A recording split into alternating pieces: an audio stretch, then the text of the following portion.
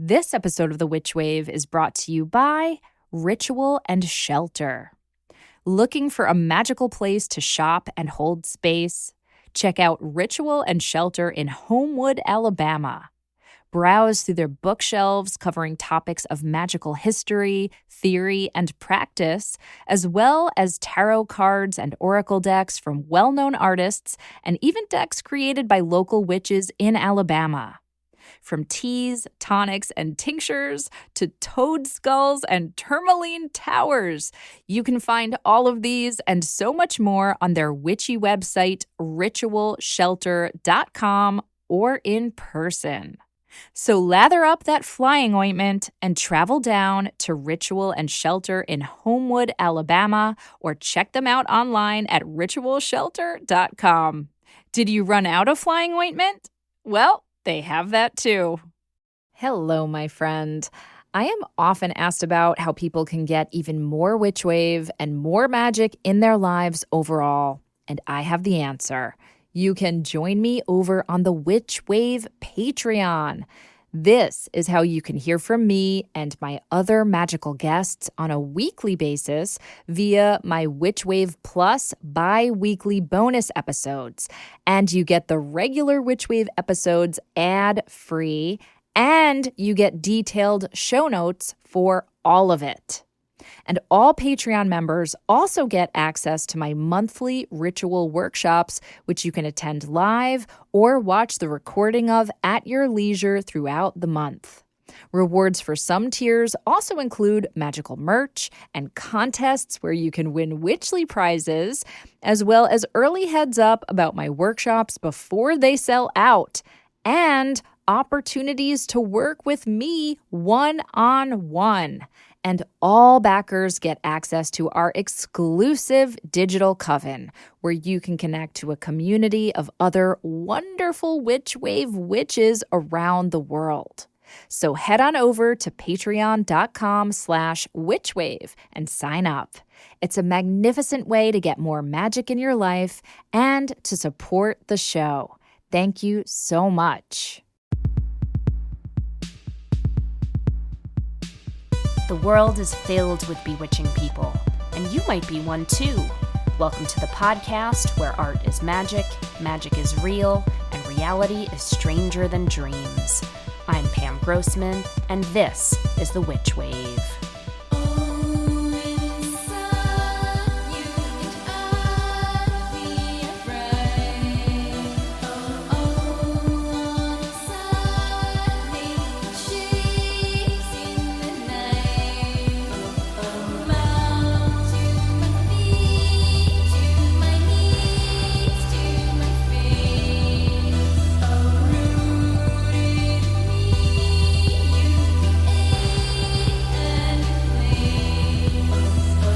Hello, and welcome to the Witch Wave. Halloween is nearly here, and I imagine many of you are brewing up some bewitching October and Samhain plans. I have a very magical couple of weeks planned myself, and if all goes as it's supposed to, when this episode drops, Matt and I will actually be in England for a very overdue vacation. I'm so excited. We'll be celebrating our anniversary, which is 20 years of us being together. 20! I can't believe it. And 14 years of those being married. And we'll be attending a witchy wedding and heading to the Museum of Witchcraft and Magic, and of course, my old London favorite, Treadwell's books, and doing lots of other good stuff like that. And I'm sure that I'm going to have so many tales to tell you upon our return. But in the meantime, a quick reminder that Joanna and my online Samhain ritual workshop, which is called Crones and Bones, will be on Wednesday, October 30th, and it will be live at 8 o'clock p.m. New York time. And yes, it will be recorded for all registrants to watch for up to 30 days afterwards. And let me just be honest with you guys, this workshop is selling lightning fast. I think it might even be our fastest selling workshop of all time. And we keep releasing extra blocks of tickets for it. So be sure to grab yours because there is a limit to how many we're ultimately able to add.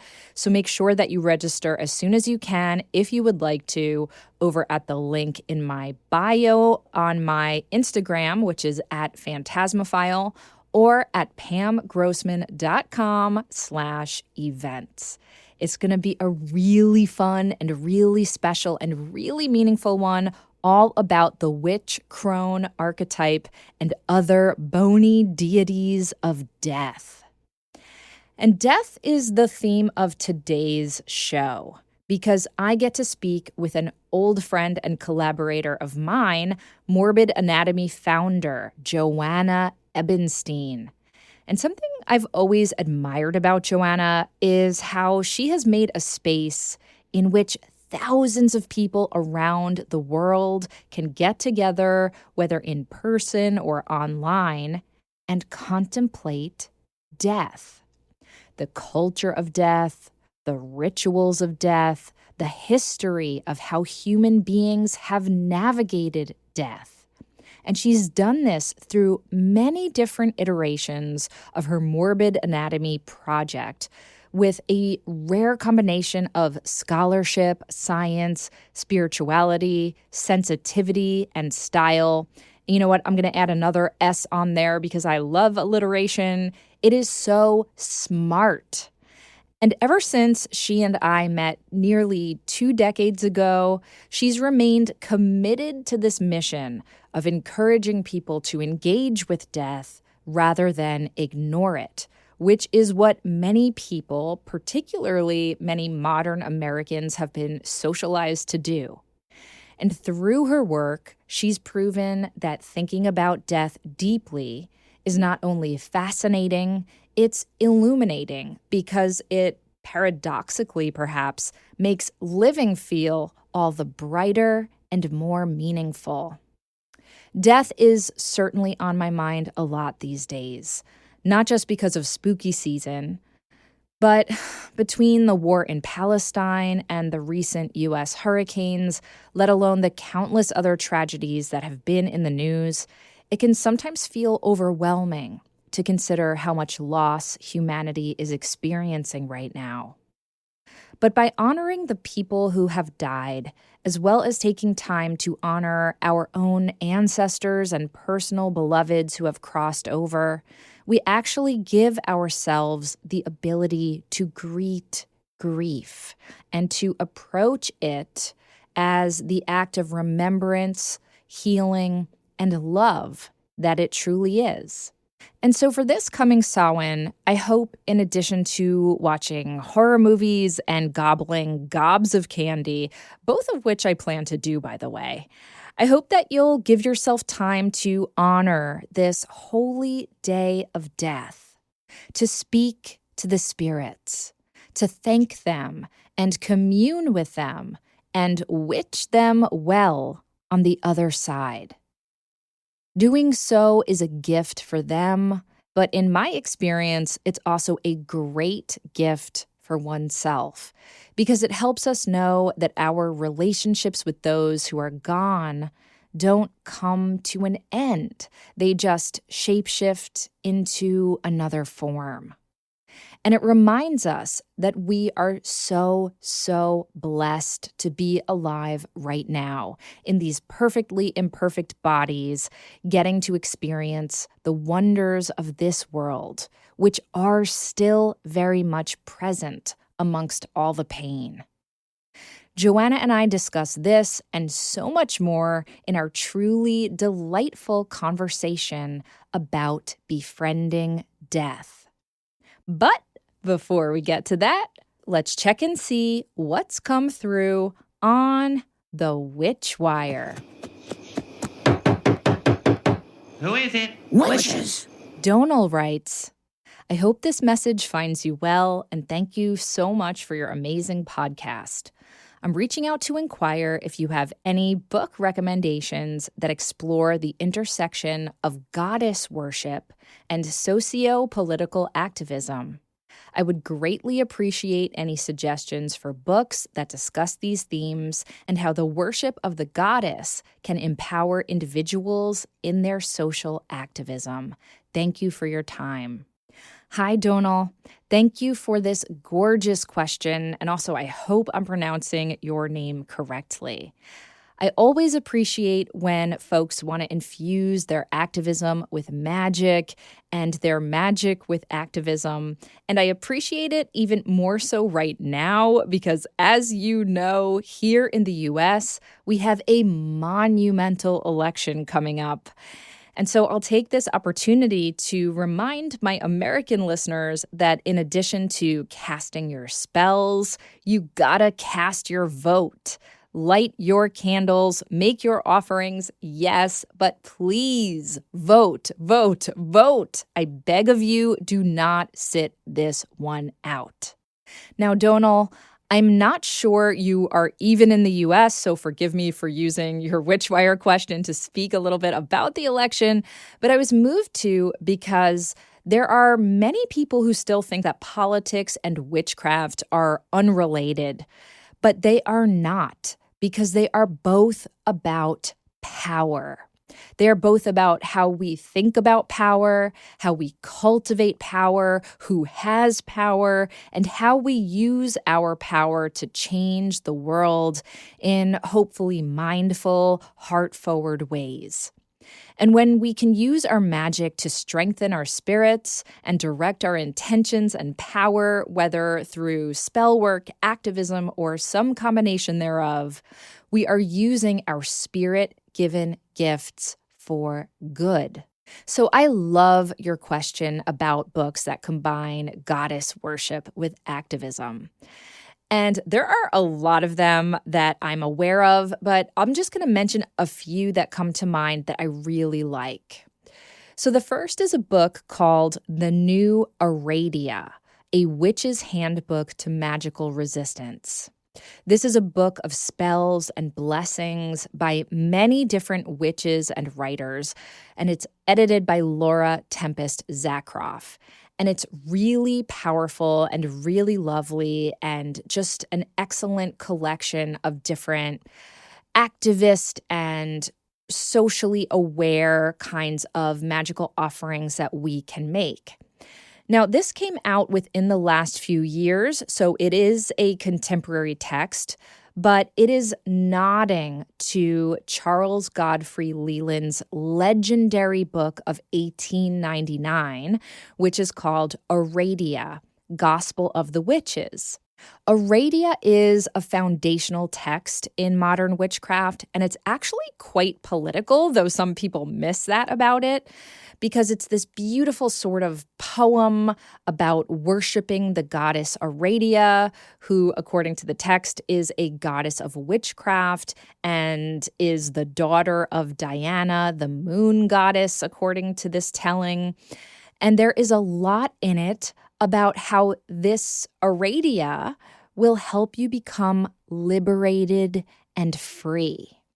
And there's a really great conversation that Treadwell's Books owner, Christina Oakley Harrington, and I have about Aradia from a few years back here on the Witch Wave. You might want to go back and listen to that as well, because in it we talk at length about Aradia and about her magic, not only as a goddess of witchcraft, but a goddess of liberation.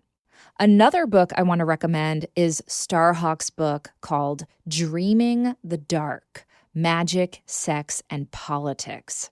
Now, it's admittedly been a while since I've read this book, and it did come out originally in 1982, so take it in the context and with the language of the time in which it was written. Obviously, lots of things have evolved since then, and Starhawk herself has evolved too. But they keep releasing anniversary editions of it with updates and such. But anyhow, it's a really wonderful foundational text about the relationship between magic and politics, written by one of the pioneers of the goddess movement. And honestly, just follow Starhawk and whatever she's up to now, because magic and activism is still so central to her work, even all these decades later. And I'll also say that my Witch Wave conversation with Starhawk from a few years back is one of my all-time favorites. It was for the 100th episode of the Witch Wave, and I'm still pinching myself that I got to talk to her. So I think you'll get a lot out of that conversation too. And the third, or I suppose fourth, and final book that I'll recommend is Witchcraft Activism by my friend Sarah Lyons. It's an extremely contemporary take on witchcraft and activism, and it's not goddess-centric per se, but Sarah approaches magical activism with so much knowledge, experience, and also a lot of accessibility, so I think it's a really good one to have in your toolkit. And yes, I had a Witch Wave Plus episode with Sarah all about her book on Patreon and all about the topic of magical activism. And we actually ended up releasing it as a bonus episode here on the main Witch Wave feed too. And it's one of my most popular episodes. And it was released when Dobbs was overturned. So the emotions are running high during the episode. And I just think it's a really, really great conversation. So give that one a listen to if you haven't already. So I hope that helps. And I just want to thank you so much for your care and your consciousness and for any compassionate activist spells that you cast. Now, on to my guest. Joanna Ebenstein is the founder and creative director of Morbid Anatomy, which is the world's leading community that focuses on, among other things, the culture and contemplation of death. Morbid Anatomy has taken many forms since its founding in 2007. It's been a wildly popular blog, a library, a museum, a project in residence at Greenwood Cemetery, just to name but a few of its different iterations.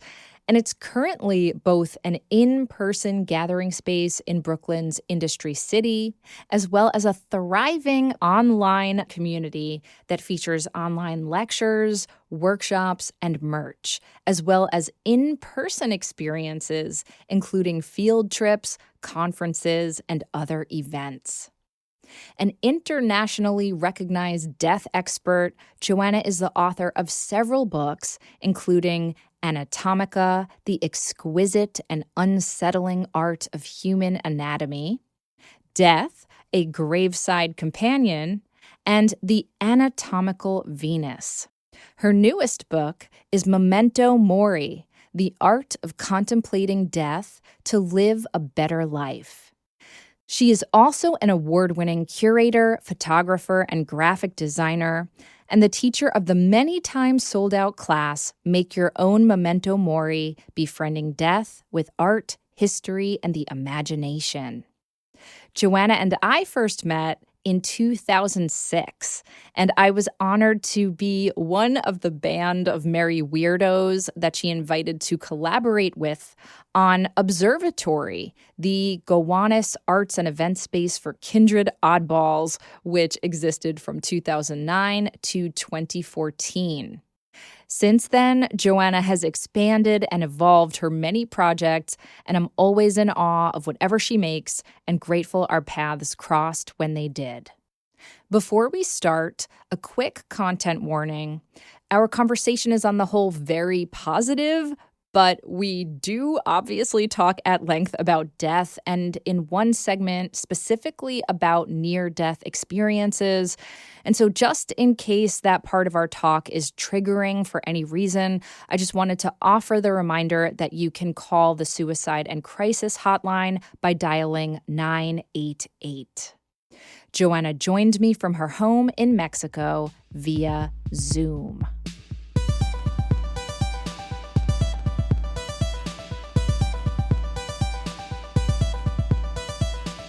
Joanna Ebenstein, welcome to the Witch Wave. Oh, thank you so much for having me, Pam. It's a pleasure. I'm so happy to be talking to you. I was smiling to myself walking to the studio today. I was like, blast from my past. This is going to be so much fun. Thank you so much for doing this with me. Oh my God, are you kidding? Like, what a pleasure. And it's amazing. So much has happened. We've done so much together, and here we both are in our own little worlds. And it's wonderful to kind of reconnect here and see where you are too. Absolutely. The feelings are so mutual.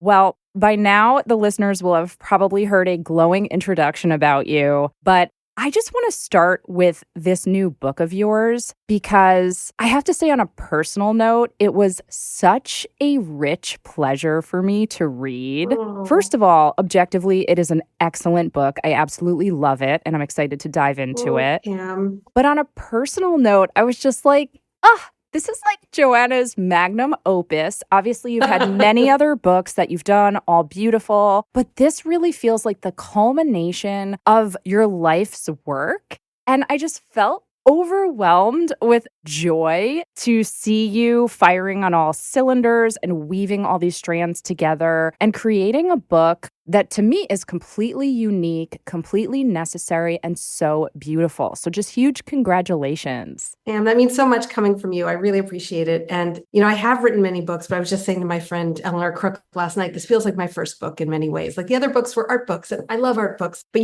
from having done art books as well, it's a very different creature. And yes. It's curation and it's text and it's research, but having to sit down and do something, just fill pages and pages and pages with thoughts and ideas is very intimidating. As I know because you've done it too. But I really appreciate all the words you said. I found very touching, and it does feel like my kind of magnum opus and maybe my final thing I want to say. Like my dream would just be to keep updating this book throughout my life, but maybe moving on to some other topic or some other aspect. I don't know yet. Yeah. But I feel like I've said everything I want to say in this book. It's all there. Oh, well, that must feel so satisfying. And let me just say, I hope this is not the last book that you'll write on this topic, but I can imagine having written about different aspects of death and the body, you might be ready to expand or shift. What I'm really interested in is giving myself space to see what comes next. And I just don't know right now. So I'm kind of sitting in that space, enjoying that space, and enjoying just open space, which I haven't had in years, which I imagine you can relate to as well. Oh, Joanna, I can. But before we dwell in the liminal open space, we must talk about this book. So it is called Memento Mori, The Art of Contemplating Death to Live a Better Life. And so just basic 101 question. If you could let our listeners know why you wanted to write this book and just essentially what your intention was behind it. Yeah, well, as you know, I've been doing a project called Morbid Anatomy that has had a certain following for a long time, and that following is mostly people who are already convinced that there might be something positive to look at when we look at death. And I was asked to give a TEDx talk right at the end of the days of the museum. So for a while, we had a Morbid Anatomy museum. And these people were not interested in our topic. They were not interested in anything except the fact that we had a museum in New York. But they coached me in how to write a short talk that brought people in. And at the end, I remember looking up and thinking, are these people going to be on board? These are people who bought a hugely expensive ticket to hear like stand-up comedians and tech bros. Exactly. And so I kind of looked up being like, okay, how did it go? People were like, yeah, okay. And I think that was the kind of spark where I thought, oh, this is really interesting. There's a way to take these ideas that are seen as pretty countercultural if you address them head on, but bring them into our world and get them to people who I think need it, And I think, as you can tell from what I wrote in the book, I really, really believe that when we do recognize our own death, not only do we live better lives for ourselves, but for our culture. And so I think I don't say crucial, but it would really make the world a better place, in my opinion, if people came to terms with their own death. So that's really what I'm trying to do with this book. And that's why I kind of took this form, which was inspired largely by a book I know we both love, which is The Artist's Way. Yes. And in fact, I pitched it as kind of the artist's way of death. And this is how I thought of it. And I thought there's something so wonderful about these books that are really processes that really gently usher you through change. I feel like that's what The Artist's Way was for me. So many times in my life where I didn't know what I wanted to do next, I would go back to that book. At a certain point, you need something else. At a certain point, it just stops working for you. So this is kind of trying to do the same change and give people a safe, contained 12-week space in which to process things that are very difficult in our culture to process. So that's kind of how the book came about. Yes. And I understand that this book also sort of the culmination of a class that you've been teaching for a long time too. Yeah. So right when lockdown started, I started teaching a class called Make Your Own Memento Mori, Befriending Death with Art, History, and Imagination. Mm-hmm. And I taught it dozens of times to hundreds of people. And each time was kind of transformational, not only for me, but for many of the students. So much of the structure of it and a lot of the beginning prompts are from there and ideas from my students as well. I learned so much from the people who took that class, who came from their own backgrounds, their own heritages, and their own traditions, and brought so much to me. This book is very much the book form of that class, but better. It's 12 weeks instead of 4, and I go way deeper into so much because I had room in a 4-week class where you lecture for 45 minutes, each talk, right? There's just not a lot of space. So this is much, much expanded. And in fact, I'll be doing a class based on this one starting in January. Oh, fabulous. Come join. Oh, I would love to. As my guest, obviously. Yes, I would love that. Joanna, you're so lovely. Oh, please. Let's talk about the title of the book and the title of your class, Memento Mori. I would love for you to explain what that phrase means and why that was the organizing principle behind this body of work. Yeah, so Memento Mori is a Latin phrase that means literally, remember you will die. And it is, if you look at the history of cultures, you see that many cultures use what I would call memento mori. So I see a memento mori as any object or practice or artwork that's created in order to remind the viewer that they're going to die. And this is not for morbid reasons. It's not to dwell on how horrible life is, but rather to act as kind of a goad to urge people to do what they want to do with their lives before it's too late.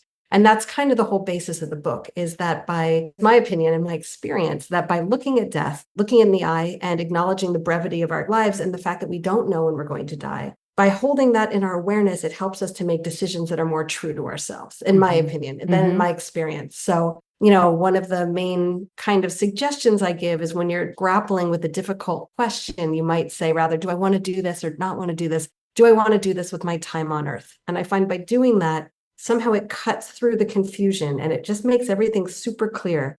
And in my opinion, or in my experience, that's what contemplating death does. It creates clarity of what your true values are in a way that nothing else, for me at least, could. Absolutely.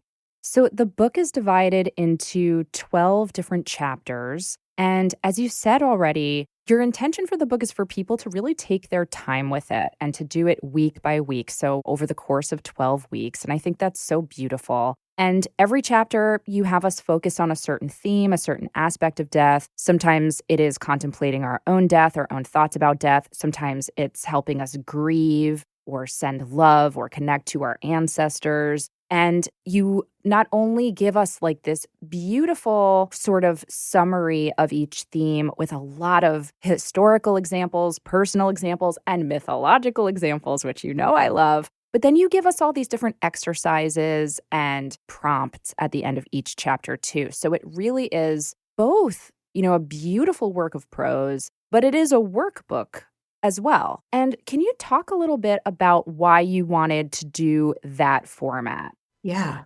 For me, I have read so many books that I find so compelling and amazing. And somehow after I read it, the information is just gone.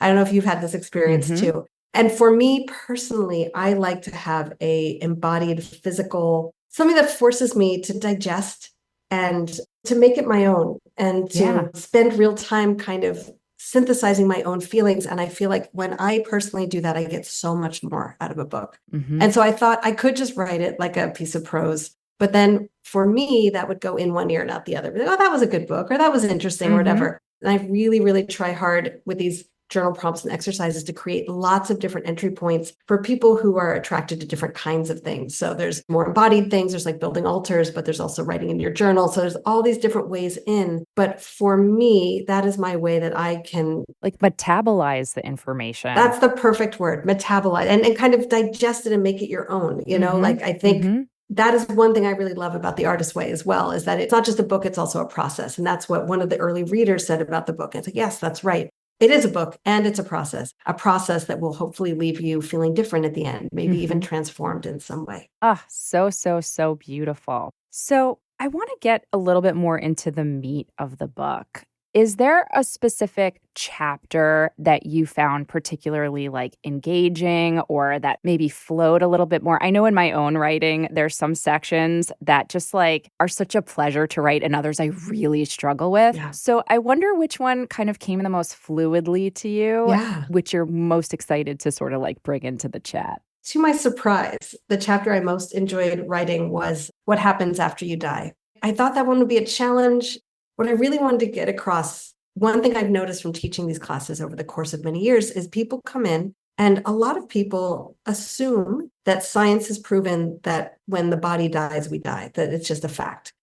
And of course, that's not true, So really, I wanted in this chapter to complicate that idea and say, well, here are all these things that people have believed in different times and places. And here's what science is showing us today that kind of challenges those ideas as well. And I really enjoyed doing that research and writing that chapter.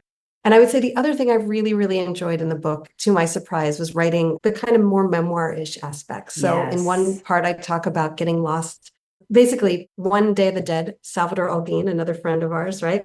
He's led many trips for Morbid Anatomy for Day of the Dead to Mexico. And on one, we went to this place called the Island of the Dead, and we pushed off at 1 a.m, and we got lost in the fog. And writing about that and trying to capture what that felt like, which was such a profound experience for me at the time, was one of the great pleasures of the book. So that makes me think that maybe I want to experiment more, maybe with fiction or maybe something less narrative, nonfiction, which is what I've basically done my whole life, and maybe experiment with some other forms. How fabulous. I loved that section of the book. And you wrote it so beautifully. And I don't want to give too much away, but the way you describe the fog and the darkness, it's so evocative. And I just had chills. Well, what I wanted to do is basically give you the experience I had. And that's how I felt in the moment, is exactly like that. And how do you do that through writing is complicated and took a lot of time, but really was pleasurable. So gorgeous and such a pleasure to read. On that note, we're going to take a quick break and we'll be right back. Let me take you to the Catskill Mountains for a moment. Picture this.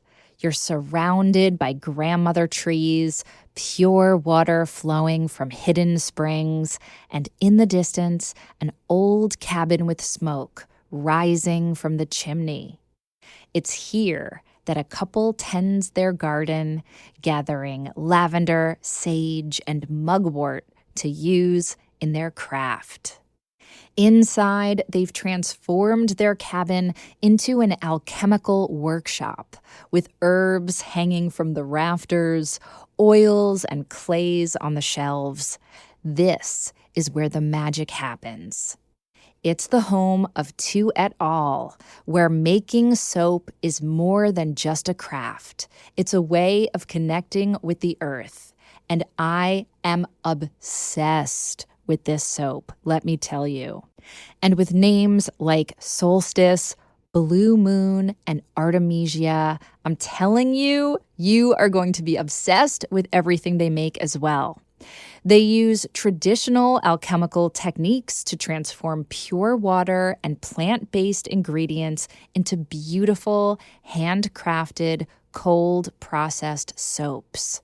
But it doesn't stop there, because Tu et al. Also creates transcendental skincare to honor the sacred beauty you already possess. Their products are made with care and intention, designed to elevate your self-care rituals and connect you more deeply with nature. And I've also used their skincare line, and it is heavenly. So if you're looking to transform your daily routine into something magical, check out Tu et al. Their soaps and skincare products are truly a gift from the earth, made to celebrate and nourish your natural beauty. So go ahead and check them out at tuetal.co. That's TUETAL.co. And best of all, discount code WitchWave15 gets you 15% off.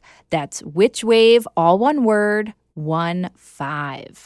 The Witch Wave is sponsored by BetterHelp. So even though I try to accept myself and be myself at all times, there have been some occasions when I haven't always felt like I could be my full self, like I'm hiding behind a mask. This has happened to me most often at parties when it's noisy and crowded and I have to small talk with people. And what can I say? I'm a tall talk kind of girl. October is the season for wearing masks and costumes, but some of us feel like we wear a mask and hide more often than we want to. At work, in social settings, around certain family members. But there is good news. Therapy can help you learn to accept all parts of yourself so you can take off the mask. Because masks should be for Halloween fun or ritual, but not for our emotions. I recently went to this art opening and I was a little anxious about it, but I wanted to show up for the artist and meet her. And guess what? My small talk got a little tall. And that's okay because in therapy, I've worked to accept myself over the years, even if that means I'd rather talk about dreams and death at a party than, where I went to college. That's the energy I bring. Let's talk about death, baby. That's who I am. That's what I like, and therapy has helped me stop trying to pretend otherwise. It's not that parties don't still make me anxious sometimes, but I've learned to accept my party anxiety and relax into the circumstances by just being myself when I show up and talking about whatever I find interesting, even if it's not for everyone. And you know what? I bet some people are pretty relieved when they meet me, so they don't have to talk about where they went to school either. That's probably you, right? That's why you're listening to this podcast. So anyhow, if you're thinking of starting therapy, give BetterHelp a try. It's entirely online. It's designed to be convenient, flexible, and suited to your schedule. Just fill out a brief questionnaire to get matched with a licensed therapist, and you can switch therapists at any time for no additional charge. Take off the mask with BetterHelp. Visit betterhelp.com/witchwave today to get 10% off your first month. That's betterhelp.com/witchwave. This episode of The Witch Wave is brought to you by Secrets of Romani Fortune Telling, out now from Wiser Books. Read about divination methods, tools, and techniques that have been created, adapted, or popularized by the Roma from Secrets of Romani Fortune-Telling authors Paulina Stevens and Jasmina Von Thiel. These include card reading, palmistry, dream divination, and tea leaf and coffee reading. Learn exercises to strengthen your intuition and to discover your natural gifts, and that explain how divination helps with shadow work, blockages, and self-awareness. As fortune telling is both a job and a spiritual practice, learn about its infamous history with the Romani people through additional resources and anecdotes. A bit about the authors. Jasmina Von Thiel is a writer, educator, performer, and fortune teller in their mixed Sinti Romani tradition. They teach classes and workshops on divination, spiritual wellness, and the creative arts. And Jasmina is the owner and operator of the online vintage shop Evil Eye Edit. And Paulina Stevens grew up in an insular Romani American family destined to leave school, marry young, and become a fortune teller. By age 17, her fate was well sealed until she decided to leave her community and redefine her identity. Together, their book, Secrets of Romani Fortune Telling, is a must-read for anyone wishing to learn more about this tradition from two true practitioners. So check out Secrets of Romani Fortune Telling from Wiser Books, out now. Welcome back to The Witch Wave. Today I'm speaking with Joanna Ebenstein.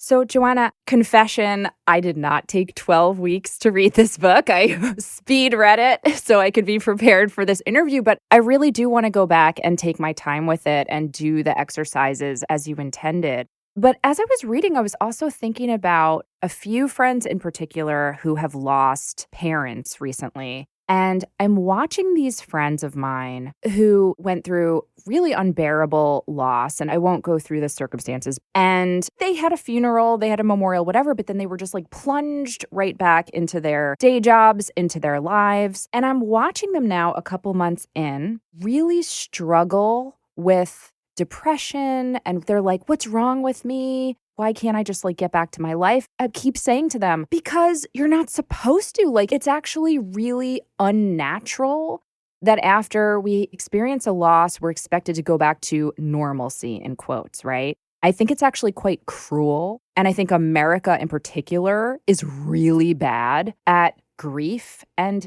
death. Yeah. And so, in your experience, what do you think America does? And I know you don't live in the United States anymore. You live in Mexico, and we'll talk about that. But you lived in the States for a very long time, for most of your life. Why do you think America in particular is so bad at this? And what have you learned from other cultures? I have lived in other places in the West, where I lived in London for 6 months. I mean, it's very true what you're saying. For example, when you ride a subway in New York, they never say someone died on the tracks if they're holding it up. But in London, they did. Wow. To show you how America is different, even than probably our closest cultural relationship, which is England. I think there's a few reasons. I think the United States is geographically isolated from the rest of the world. And when you go to England, for example, I remember walking around with my friend Eric Kwong, who I think you know, and I was like, why is there like this really beautiful Georgian building next to a really ugly 60s building? So, oh, because of the Blitz. Right. Right. Just in the 1940s, people were being killed by, I mean, it's almost impossible to imagine, you know, like your grandparents were hiding in the subways in order to avoid being killed by bombs, right?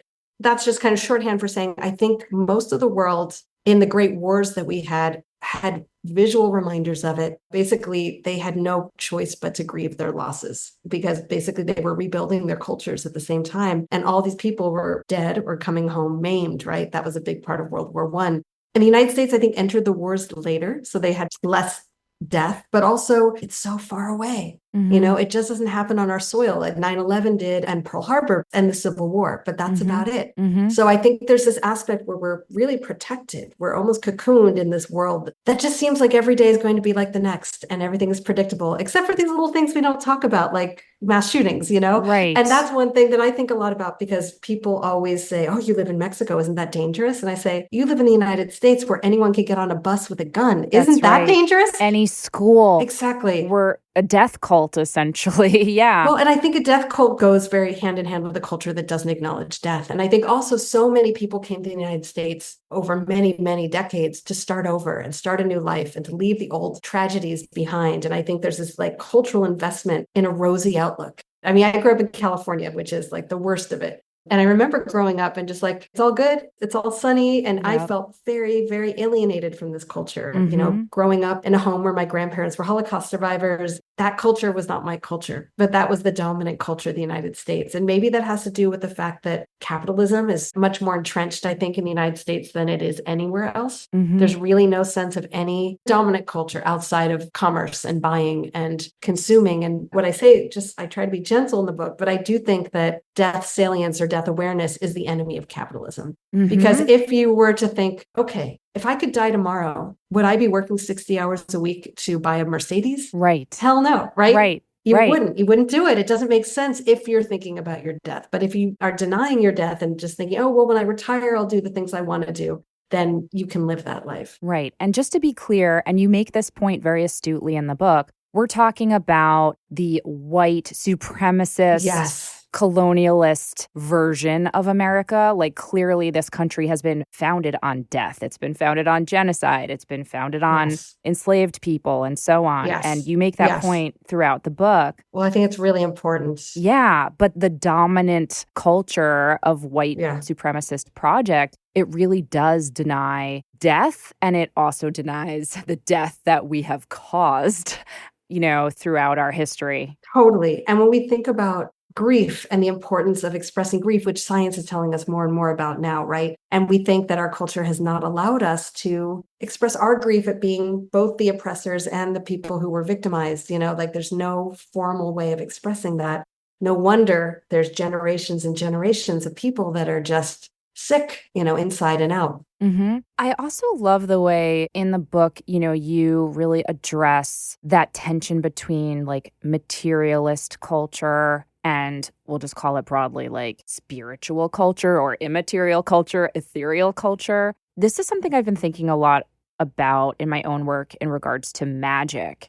And it strikes me too how materialist culture is also like this white supremacist, colonialist, capitalist project. Because when I find myself kind of falling into like, oh, well, America is like this and it denies magic, let's say, it's like, well, actually, there are so many different cultures For sure. for whom speaking to your ancestors is normal. Yes. Or casting a spell is normal. It's not this othered, certainly not demonic, but it's not this othered, weird subculture. And I'm using weird in quotes here. And so when you were studying some of these other cultures and living amongst cultures that are different from your own lived experience, what are some things that you learned? Yeah. Who's doing it better? Kind of everybody, right? Who's doing death better? Oh, I definitely don't think the US is doing death well. Let's say that. I think Mexico is doing it better. And that's the culture I know the best of all of them. But I will say, what you're talking about is really resonating for me. And one of the things that really changed me on this point of view was I was dating a man from Bolivia for a while. So I was spending time with him in Bolivia, and he has a master's degree. He's middle class, someone that I would probably be similar to if I was there. And for him, he couldn't believe that we were such materialists. Like he was just shocked how we could look at the world and see that. And we had an experience once where it was the tropics. We were sitting on this couch and I stood up and I was itching. I was scratching my legs and I looked and there was nothing there. So I sat down and he's like, what was that? And I was like, oh, well, I guess I must have imagined it. He's like, you didn't imagine it. There's these little mites that are on the sofa here. And I watched what my mind did as a United States trained person. It felt something. It reacted and then it said, oh, that can't possibly be true. And then it dismissed it. And watching it through his eyes, watching him watch me really showed me something about that worldview.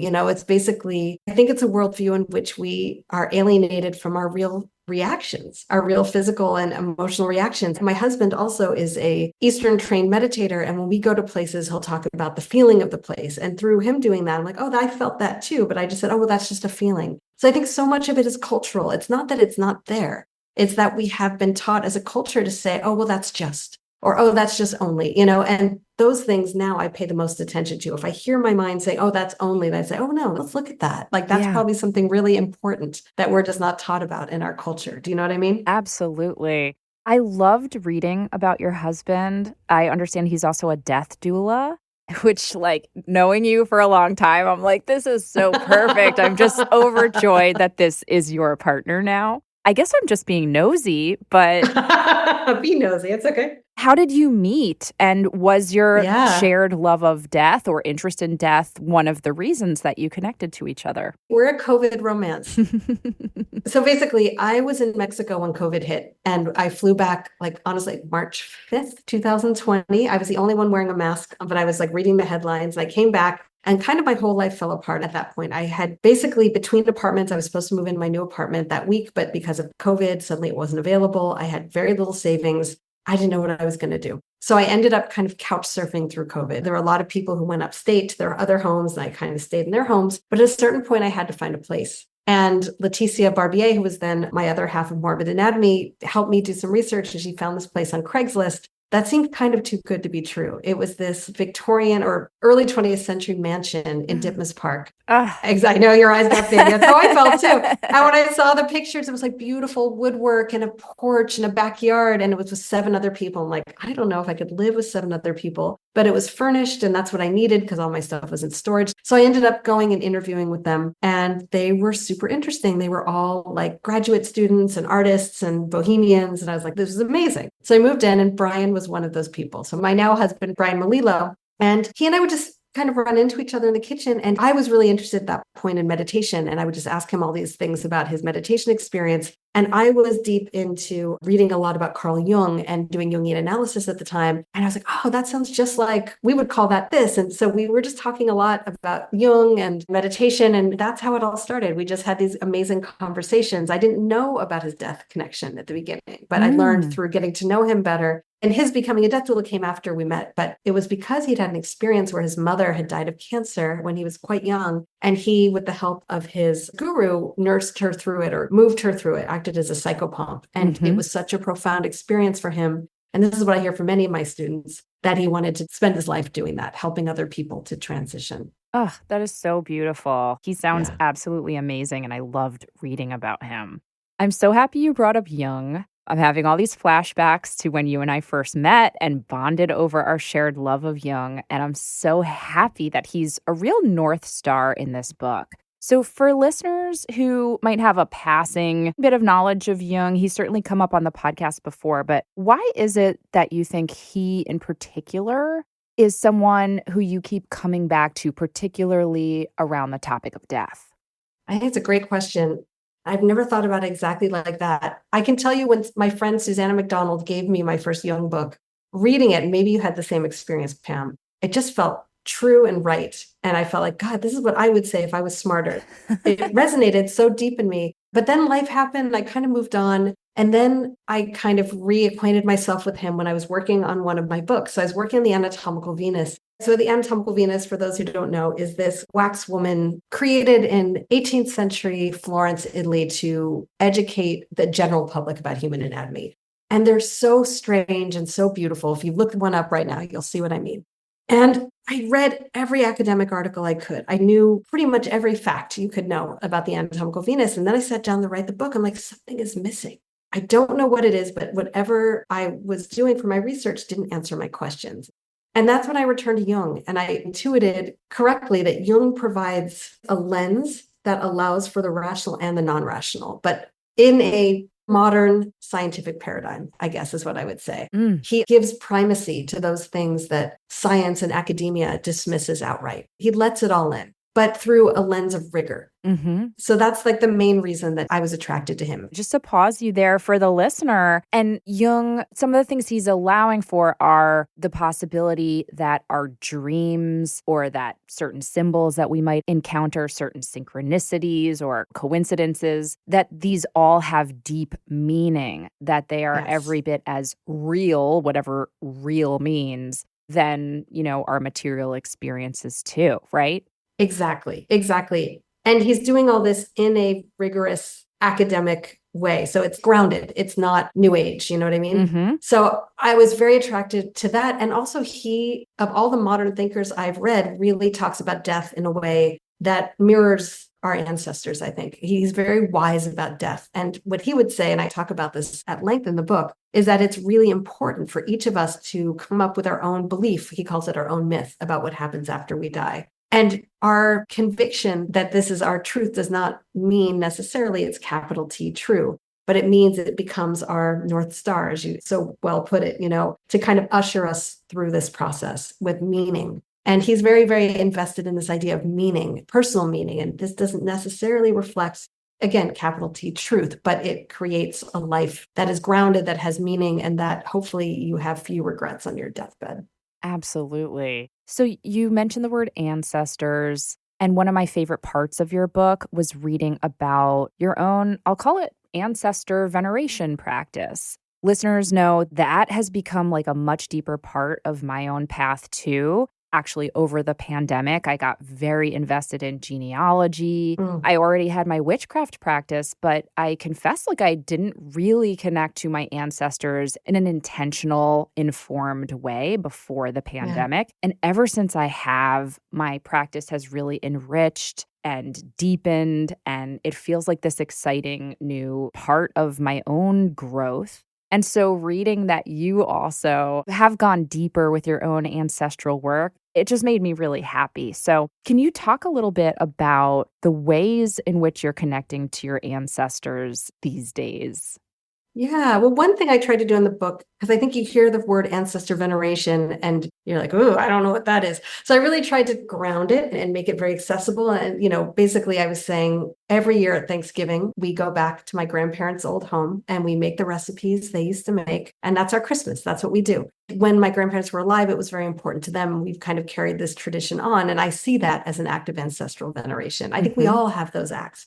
And I was speaking to a lot of people that have really, really interesting traditions as well. And I was also reading, there's a wonderful book by George Bonanno, if I'm saying that correctly. He's at Columbia University, and he was the head of this lab that was looking at loss and grief. And he was doing research that was corroborated by other papers I read that a lot of people, in fact, talk to the dead.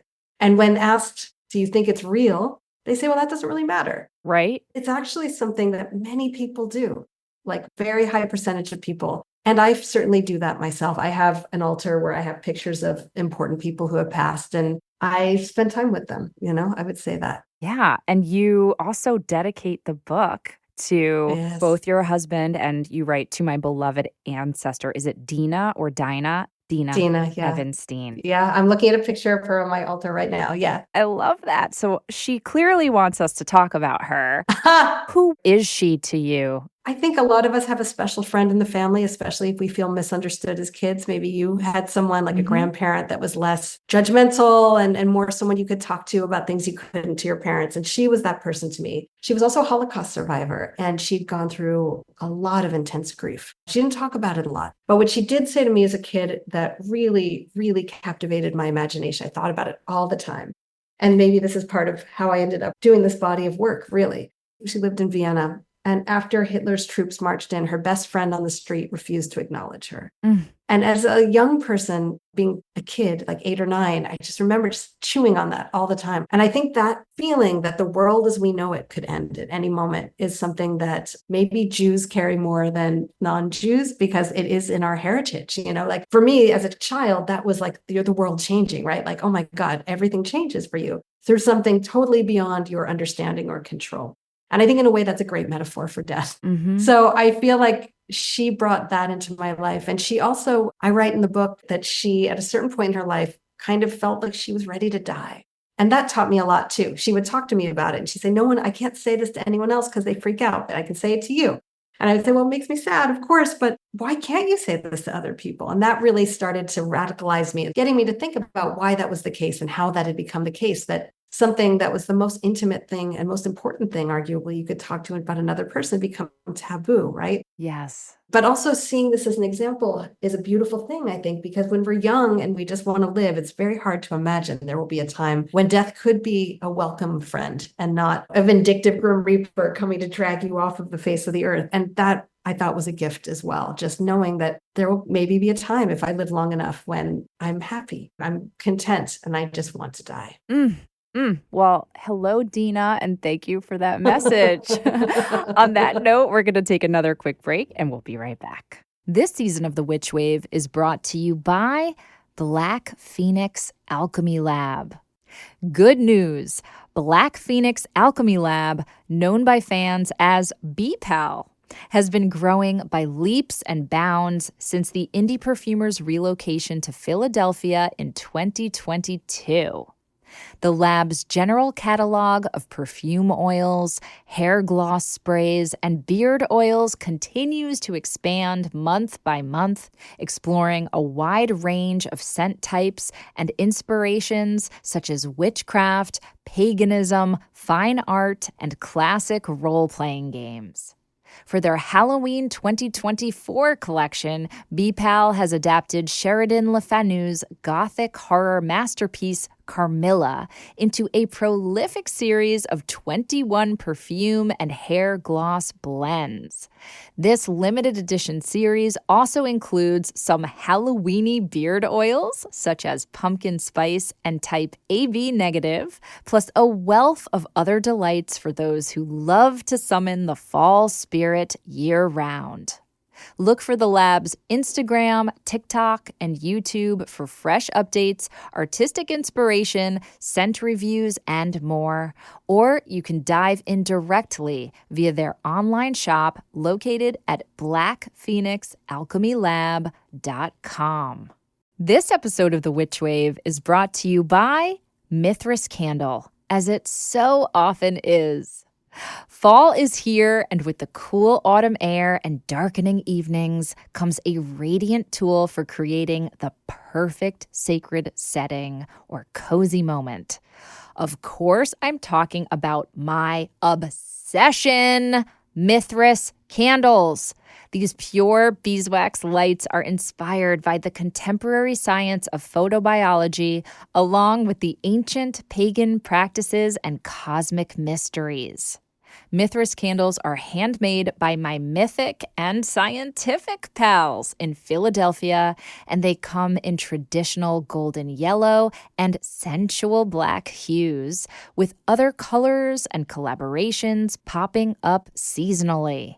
You will be hooked like I am once you experience the gorgeous Byzantine hand-dripped style of a Mithras candle and their honeyed floral aroma. These candles are made with soul to carry your intentions to where they are needed. Go to mithrascandle.com to pick up the perfect glowing addition to your magical moments. Witchwave listeners get 24% off their first order by using offer code WITCH at checkout.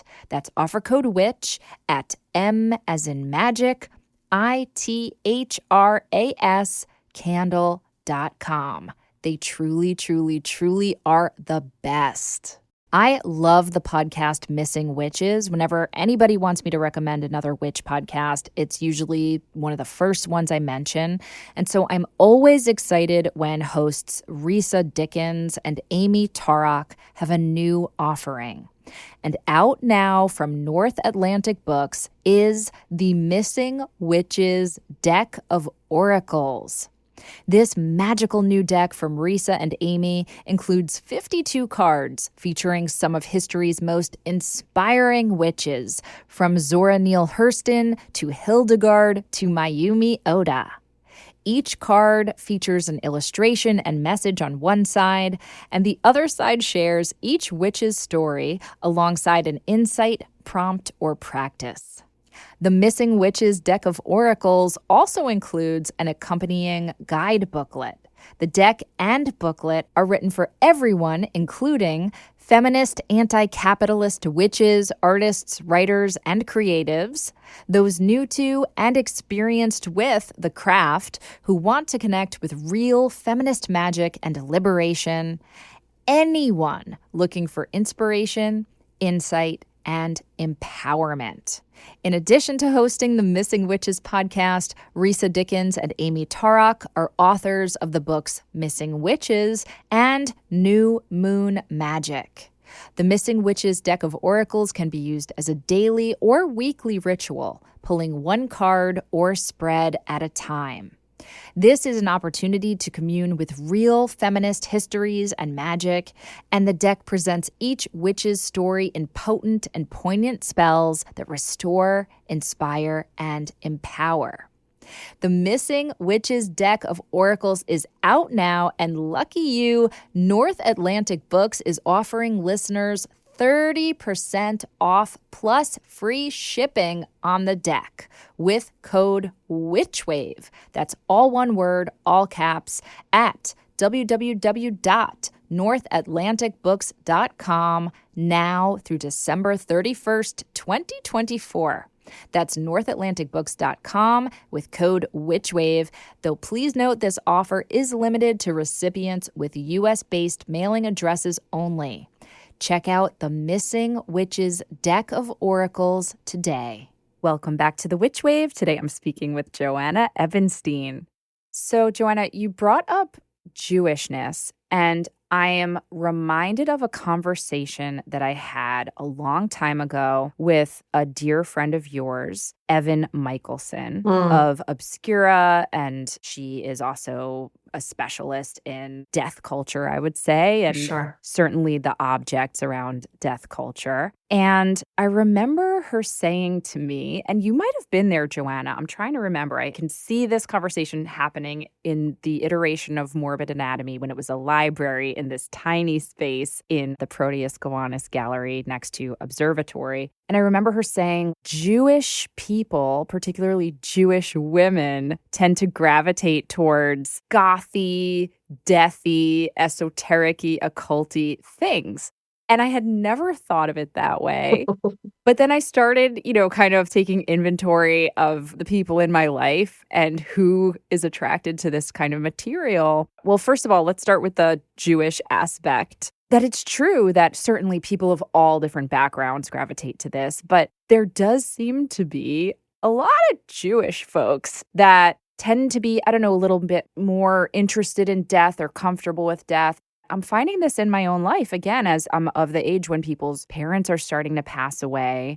My friends who have a Jewish upbringing, whether or not they practice with a lot of intention now, they're like, oh, well, we have these built-in rituals for death, and there's a culture of death in Judaism. Whereas it feels to me like my friends with non-Jewish upbringing, they struggle a little bit more because there is more of a separation between life and death in their upbringing. Like they kind of compartmentalize it a little. I'm being very lazy and talking in very broad strokes, but I wonder if any of this resonates for you. Yeah. I've also noticed, and I don't know if you've noticed this as well, like the other part of that Venn diagram that Evan talks about is kind of a love of relics and Catholica in general. And when I look at my peer group, and I don't know how you feel, most of my friends are Catholic or Jewish, very few Protestants. And I think there's an element where I think there might be a more mystic.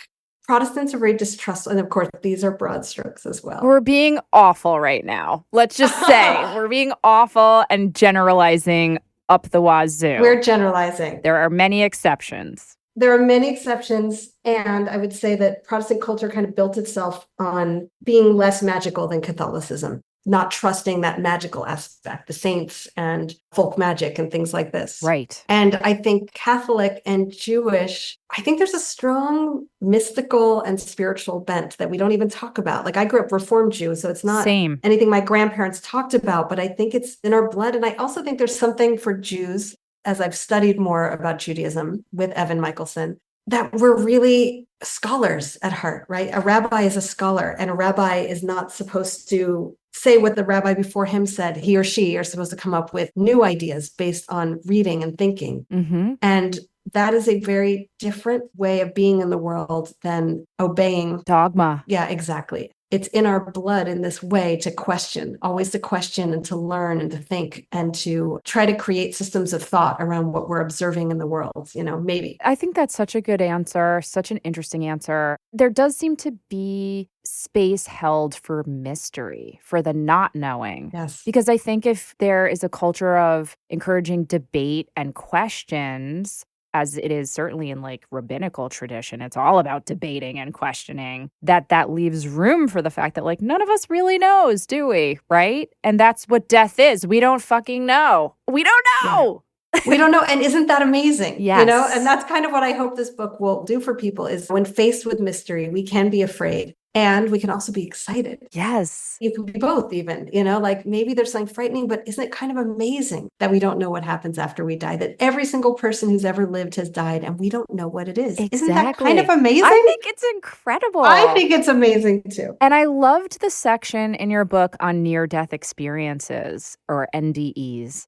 You write about how many people who have had these near-death experiences pretty universally talk about it as being like kind of great, right? Like that it feels good. It's beautiful. There's often, you write in the book, visions of a family member or an angel figure or somebody ushering you in. I mean, I'm getting that right? I'm remembering correctly? Yeah. It's like universally pretty positive. Well, not universally, I will say. Okay. Some people have negative experience, so they're Damn not all it, positive. Joanna! But overwhelmingly positive. The vast majority are positive. And to the extent that people don't want to come back often. Mm-hmm. And Carl Jung also had an experience like that where he said he didn't want to come back. He got dragged back reluctantly after he glimpsed this other world when he had a near-death experience. Yes. Do you know what that made me think of, that part of your book? Were you a Buffy person? I was a little too old for that. Okay. My sister watched Buffy, but I should. Let me just say that I did not watch it in real time. I watched it in my early 30s, like when it came on Netflix or whatever streamer it was. It is well worth your time, Joanna. Okay. It's well worth your time. But there is kind of, I forget what season it is. this is kind of a huge spoiler. So if you haven't watched it yet, I'm so sorry.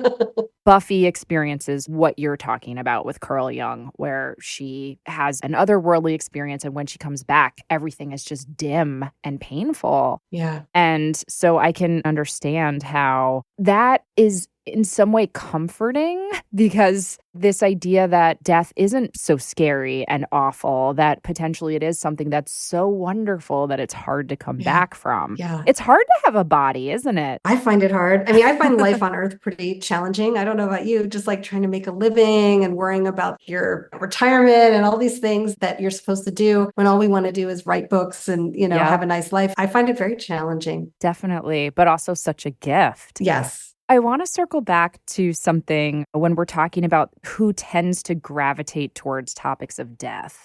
You write in the book, and this is my experience with my work too, that the majority of people who are attracted to this material tend to be women, or on the feminine end of the spectrum. Yeah. Hello to any cis male listeners. Bless you. I love you. Thank you for listening. But chances are, if you're hearing these words right now, you are a woman or a non-binary person, in my experience. And I don't do that intentionally. My work is for everybody and regardless of gender. And yet I do see that a lot of people who are friendlier to feminine energies, let's just say, tend to gravitate towards topics of magic and the occult.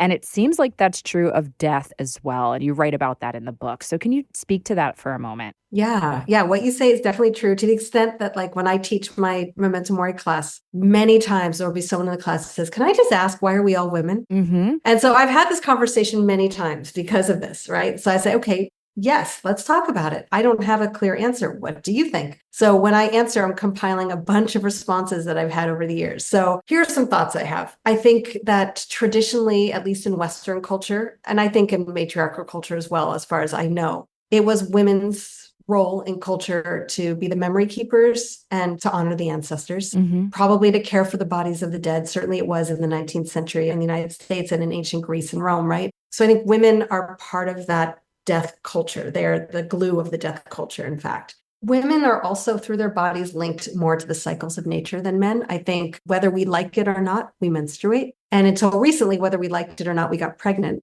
Also, when women undergo childbirth, they are close to death, even today, especially for people in vulnerable populations, right? But if you think of the 19th century, many women died in childbirth. So embarking on giving life was also opening yourself up to death. These are some of the reasons. And then I was talking to a friend of mine who you probably know as well, Pam, John Troyer, who's at the University of Bath Center for Death and Society. And we were talking to him. He was leading a class on Ernst Becker's Denial of Death for us. And after class one day, I was like, I think there are more men who are obsessed with living forever than there are women. I've never heard a woman, or very rarely a woman, who wants to live forever. And I met a lot of men who do. And also I think men struggle with fear of death more than women. And I said, why do you think that is? And he gave me a response that I put in the book with his permission, where he said, wasn't it Margaret Atwood who said that men's biggest fear is women will laugh at them and women's biggest fear is men will kill them? And I got the chills when he said that. I was like, oh, I'd never thought of that. Right. Women don't get to deny death the same way men do in our culture, because we are raised to know that we are prey animals on some level, right? Yes. My husband's a 6'4" male. He could walk through Central Park at night in a very different way than I could, right? Yep. And I just had never thought about that before. So I think it has something to do with our society as well. Oh, yeah. That's so interesting. And I think that's probably why women tend to love horror movies and true crime as well. Yes. Again, of course, people of all genders do, but in my experience, it's often women who are super into the most salacious, dishy true crime stuff and who really love horror movies, are super obsessed with them. And I wonder if it's a way to contain or face that fear of death, in a way that feels somewhat safe or somewhat controlled. Yeah, I absolutely think so. And I think also the way I've heard some women talk about it, it's like a way of mentally training. What would I do if I was in that situation? Kind of creating resources for if that should happen to you. So interesting. I know we're coming up on time, but I would be remiss if I didn't ask you about Mexico. Joanna, When did you move there full time and why? I remember hearing about it or seeing some glimpse of it on your social media and being so excited. What an adventure. But I'd love to hear about what made you decide to reside there permanently. Yeah. So I'd been coming to Mexico for a while. I was introduced to it really from Salvador Holguin, who I mentioned earlier, who started leading trips to Mexico for Day of the Dead for Morbid Anatomy. And on each trip, I was really touched and moved by the culture, but I hadn't really thought about living there. But I had started to give myself writers' residencies in Mexico. I'm from California. I hate the cold. And so at a certain point, I'm like, well, I could just go to Mexico for 6 weeks during the winter or 3 months and do some work and basically rent a cheap Airbnb and walk around every day and have an adventure and do some writing. And some of this book was written in that way, in fact. And then during COVID, my then boyfriend, now husband, and I, pre-vaccination, we were living in a house with 6 other people. And I was like, it's very likely we're going to get COVID if we're living in a house with 6 other people where you're going into all these places to do your shopping and things. And I loved going to warm places anyway. So he said, could we go somewhere? And we looked at Italy, and Italy was impossible because that's his heritage. And he said, what about Mexico? And I said, oh, that's an interesting question. I don't know. And I thought about this place that Sal had taken us, which was Merida, which is where I now live. And when I'd gone on the first trip, I didn't love Merida. I thought it was a little too touristy, a little too lacked edge is what I would have said. But I thought, for during COVID, that would be perfect. Some place that's really safe and beautiful. And because it's so hot here, which is the one downside, there's all this infrastructure for doing everything outside. There's outdoor eating, there's outdoor shopping. And I thought, that's not a bad idea. Mm-hmm. So I texted a friend of mine who had a place down here, and she was here. And she said, people are social distancing, people are wearing masks. It's just like the United States. And so we did it. And my husband is a professor at Parsons. And his school was technically, we could go because the school was closed for like a month and a half. But of course, as you know, they kept extending that.